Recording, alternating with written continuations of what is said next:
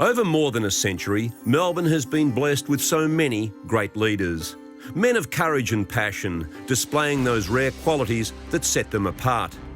In 1926, the leader was Albert Chadwick, a First World War warrior who'd seen action with the legendary Lawrence of Arabia, who would later become chairman of the MCC, a business titan who was knighted. Ivor Warren Smith, the first man to win multiple Brownlow medals, a fine leader who would lend his expertise to the club through the golden era in the 50s as an advisor and confidant to Norm Smith. The great Alan LaFontaine was a magnificent amateur footballer who remains one of the rare breed to take his side to a hat-trick of premierships, along with Sid Coventry and Michael Voss. Norm Smith, the player and leader, is often overshadowed by the breadth of his coaching exploits. A grand final captain in 1946, he would pass the reins to Donald Cordner in 1948, and the Brownlow medalist would take his side to glory in that first season. Shane McGrath, Dennis Cordner and Jeff Collins would all attempt to take Melbourne to premierships. Collins came close in 1954, only to be thwarted by Charlie Sutton's groundbreaking Footscray. When the wartime ace stood down, the tough and relentless Noel McMahon stepped in. There would be back-to-back flags in 1955 and 56. In 1957, in his first year as captain, John Beckwith took Melbourne to its third flag in a row, defeating Essendon, and capped the year by taking the Bluey Truscott Trophy as Melbourne's best and fairest. No mean feat for a back pocket in the most dominant side in the land. For 3 years, Beckwith would take charge. 3 years for 2 premierships, and that year to forget in 1958, as underdogs Collingwood stole Melbourne's thunder. In the history of football, there have been few to match the headline-grabbing talents of Ron Barassi. He was Mr. Football, the most talked-about man in the game from the early 50s through to the current day. A mighty player, a mighty captain over 92 games. I was lucky enough to start under Barassi. Unfortunately, I only had 2 years with Ronnie, but I just admired the way that he was able to find something when things needed to be found. Triple best and fairest Hassan Man had known premiership triumphs, but when he took over the hardest job in football, replacing Barassi at the helm, he would oversee the Demons' slow demise. Coming down from a little country town and mixing it with the guys that you sort of only dream about perhaps having the chance to play with. And of course, coming to the best side in the competition was also a great challenge, but most enjoyable.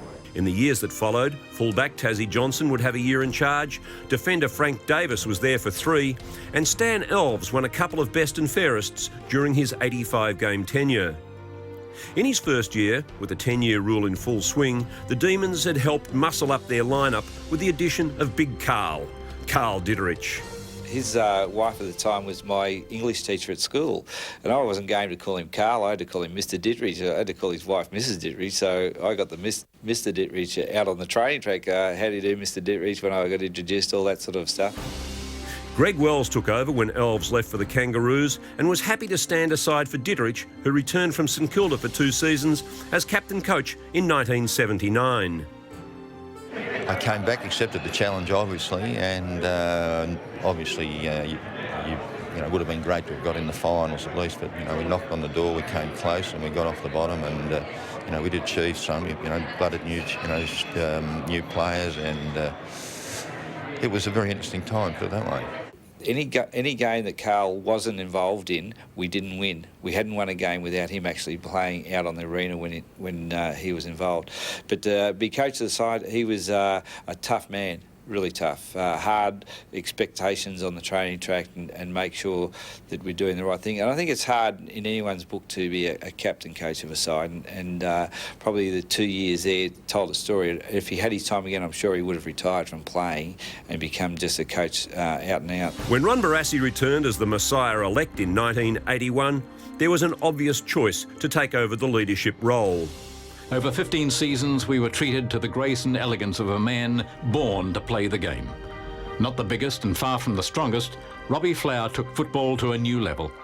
His record is substantial, and while it may lack in finals appearances, there are 7 years at the helm of the club, dual All-Australian representation, 7 years wearing the Big V, the state captaincy, and a best and fairest. Yet Robbie Flower was much more.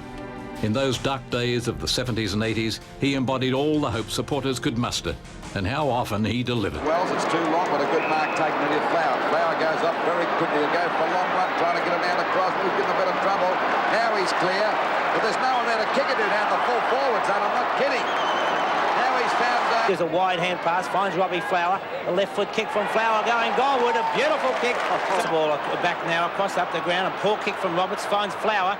Flower going... In 1987, after Barassi had left, he took his men to the Western Oval for the final match of the season. And put it right through the centre. Oh, look, that game there was a highlight of my career, and a highlight because you strive for so much in a football career. In the early part of your career, I probably thought, well, being here is a great thing.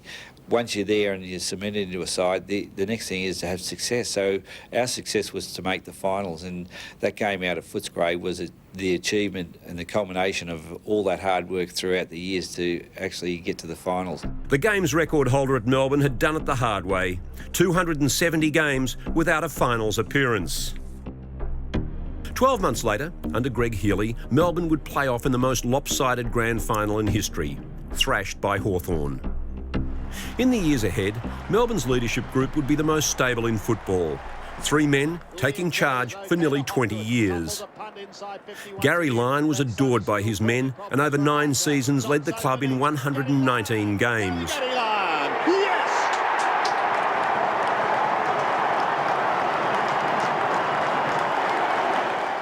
This was Melbourne as we hadn't seen them for 4 seasons. Cool, confident, unswerving.